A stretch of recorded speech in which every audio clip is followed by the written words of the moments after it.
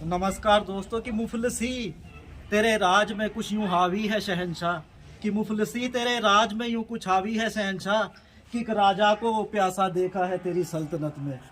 तो मेरे कहने का मतलब ये है कि जो मेरे पीछे देख रहे हैं आप, ये मोहन सिंह रावत जी हैं, और ये कोई आम शख्स नहीं है, ये नगर पालिका अध्यक्ष टिहरी हैं।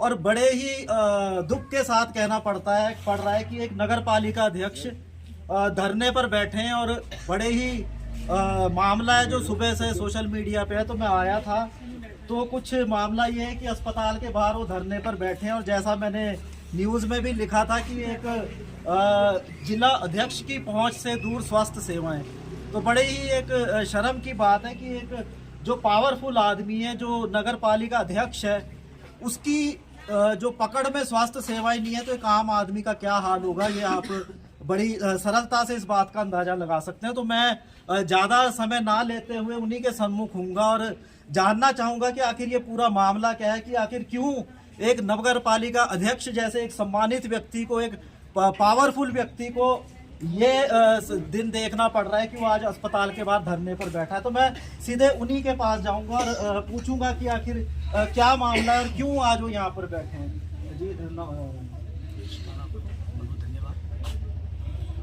देखिए, आज जो हम यहाँ पर हमारा आंदोलन चल रहा है वो जनता के हित के लिए चल रहा है।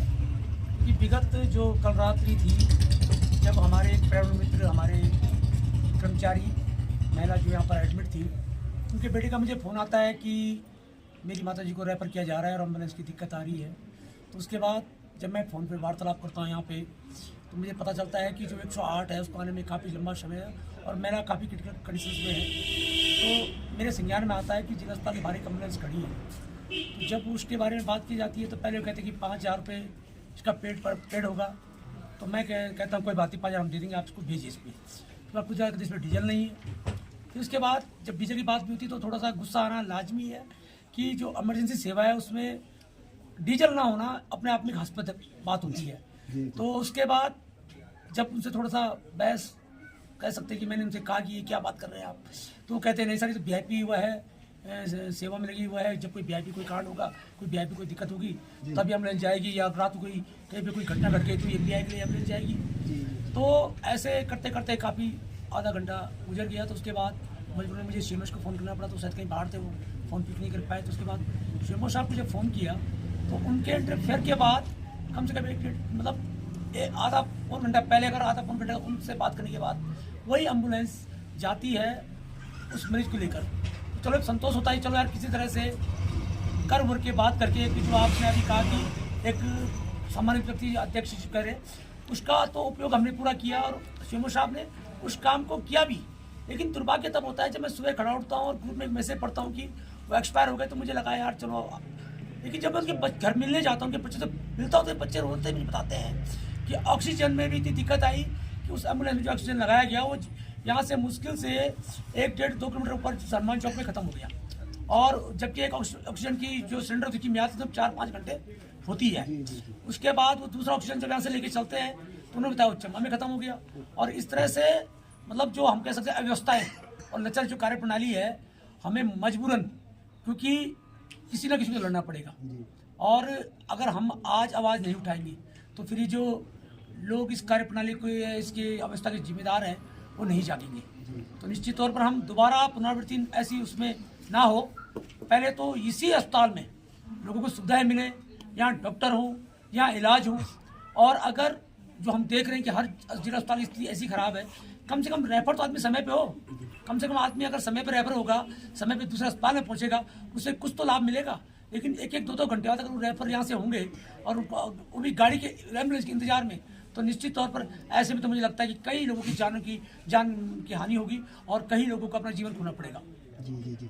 तो ये थे नगर पालिका अध्यक्ष। और बार बार मैं इस बात को इसलिए कह रहा हूँ कि नगर पालिका अध्यक्ष एक बहुत सम्मानित व्यक्ति हैं और कहीं ना कहीं जिले में पकड़ रखते हैं। लेकिन जिले में ये जो जिला मुख्यालय टिहरी गढ़वाल, यहाँ स्वास्थ्य सेवाओं का ये हाल है कि एक नगर पालिका अध्यक्ष धरने पे बैठे, तो बहुत ही शर्म की बात है ये। और कहीं ना कहीं उन्होंने बताया कि किस तरह से हुआ। तो सर मैं एक छोटा सा पूछना चाहूँगा कि जब आपकी बात हुई थी तो किससे बात हुई थी? जो देखिए, सबसे पहले तो जब उनके बेटे ने मुझे फ़ोन किया तो मैंने यहीं पे जो डॉक्टर थे उनसे बात की, मैंने कहा मेरी बात कराओ।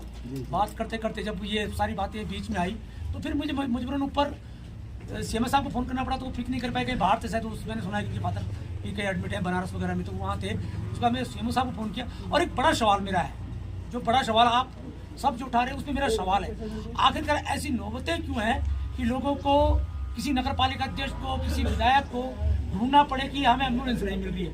क्यों ना जो अस्पताल में जो आए उनको तत्काल सुविधाएं मिले, उनको तत्काल वो प्रायोरिटी मिलनी चाहिए जो हर आदमी को मिलती है।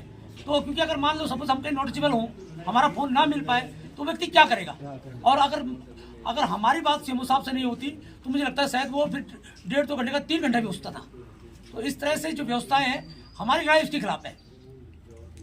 जी, तो वही बात वही है कि जिला मुख्यालय का ये हाल है, तो गांव देहात पहाड़ों में क्या हाल होगा। और एक नगर पालिका अध्यक्ष के बात का ये असर हुआ कि मरीज फिर भी नहीं बच पाया, और जैसा उन्होंने बताया कि एक सिलेंडर यहाँ जाते ख़त्म हो गया, दूसरा चंबा जाते ख़त्म हो गया, तो कहीं ना कहीं समझ आता है और कहीं ना कहीं उनका दुख समझ आता है। लेकिन जो व्यक्ति चला गया, ठीक है, जो व्यक्ति इस दुनिया से चला गया, उसके परिवार का दुख क्या आप समझ सकते हैं? तो एक बार फिर उसी बात से मैं ख़त्म करूंगा कि अक्सर मैं कहता हूं कि ना वो बर्बाद ये गुलशन सो हिदायत के लिए, ना हो बर्बाद ये गुलशन सो हिदायत के लिए, हमने उल्लू बिठा दिए हैं हिफाजत के लिए। और इसी के साथ मैं समाप्त करूंगा। यूके बोले तो उत्तराखंड, मैं प्रदीप भारतीय, जय हिंद, जय भारत, जय उत्तराखंड। और उन्हीं के साथ जैसे कि आप देख रहे हैं मोहन सिंह रावत जी हैं, और उन्हीं के साथ एक और शख्स बैठे हैं जो भू कानून मूल निवास भू कानून समिति के संयोजक हैं, और वो भी आज इनके संग धरने पर बैठे हैं और कंधे से कंधा मिलाकर उनका साथ दे रहे हैं। तो मैं उनसे भी जानना चाहूँगा कि आखिर वो क्या विचार रखते हैं, ये जो सारा प्रकरण घटा है और ऐसी नौबत आई है कि एक नगर पालिका अध्यक्ष को धरने पर बैठना पड़ा है। तो आपका स्वागत है, और आप खुद ही अपना परिचय देंगे थोड़ा सा, और थोड़ा मामले पर प्रकाश डालेंगे। देखिए, मेरा नाम सोडरिया है, और बड़ा दुर्भाग्य है कि ये राज्य जब अपने रजत जयंती वर्ष में प्रवेश कर चुका है, और उसके बाद भी स्थिति ये है कि एक जिला अस्पताल जो मुख्यालय है नई टिहरी, वहाँ स्थिति हालत ये है कि एक एम्बुलेंस की व्यवस्था नहीं हो पा रही है, और एक एम्बुलेंस की व्यवस्था ना होने के कारण एक मरीज की मृत्यु हो जाती है। और सिर्फ नई टिहरी की बातें नहीं, पूरे अभी कल ही हमने रात को देखा था कि देवप्रयाग में भी एक CSC सेंटर में भी एक महिला को एम्बुलेंस न मिलने के कारण, समय में न मिलने के कारण गर्भवती महिला की मौत हो जाती है। तो ये राज्य बनने के 25 वर्षों बाद की स्थिति ये है कि जब पहाड़ों में जो हमारी स्वास्थ्य सुविधा है वो इतनी लचर हो चुकी है, तो ये राज्य फिर बना किससे? और मैं तो आज हमारे जो नगर पालिका अध्यक्ष हैं मोहन सिंह रावत जी, ऐसे जनप्रतिनिधियों की अगर संवेदनशीलता देखिए कि ये आज से ही जैसे इनको घटना का पता चला ये धरने में बैठे, और हमारे और जनप्रतिनिधियों को क्या हो गया है जो राज्य में जिन्होंने नेतृत्व कर रहे हैं, जो बड़ी बड़ी बातें कर रहे हैं। धन सिंह रावत जी स्वास्थ्य मंत्री कह रहे हैं कि उत्तराखंड में डॉक्टर सरप्लस है, और मरीज गांव-गांव में जाते हैं तभी भी मरीज नहीं मिलता। तो असल में धरातल में स्थिति ये है कि एम्बुलेंस ही नहीं है, ड्राइवर ही नहीं है, डॉक्टर ही नहीं है। और मुख्यमंत्री धामी जी ये कहते हैं कि मेरा बेटा पूछता है कि अगर आपने किया, तो असल बात ये है कि आपने धरातल में हालत ये है कि आपने ये किया कि आपने अस्पतालों में डॉक्टर नहीं दे पाए, या अस्पतालों में एम्बुलेंस नहीं दे पाए। तो ये बड़ी दुर्भाग्य की बात है। 24 विभाग लेके मुख्यमंत्री धामी जी बैठे हुए हैं, उन पे राजस्व, आबकारी, खनन के विभाग तो आप बड़े चाव से ले लेते हो, पर स्वास्थ्य विभाग लेने में आपकी हिम्मत नहीं आई।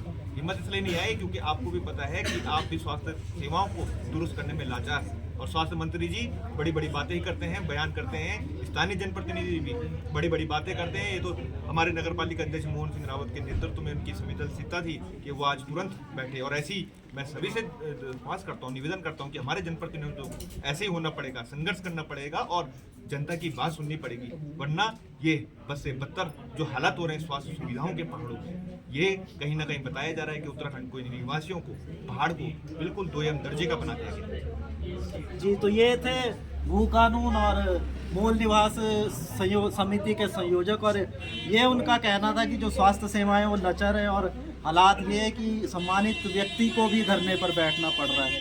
तो मैं प्रदीप भारतीय, यूके बोले तो उत्तराखंड, जय हिंद, जय भारत, जय उत्तराखंड।